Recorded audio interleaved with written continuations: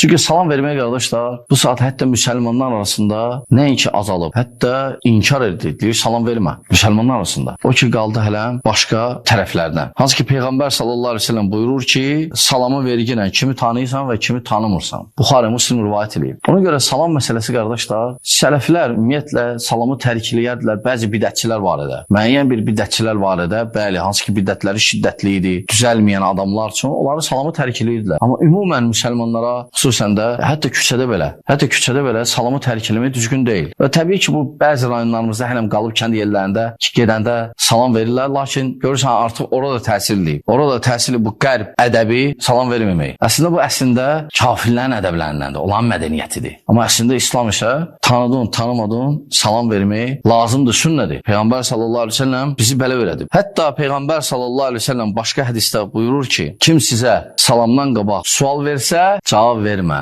Və bu hədis də Abdullah ibn Ömər rivayət edib, Həsəndir və Şeyx Albani də səhihləşdirib.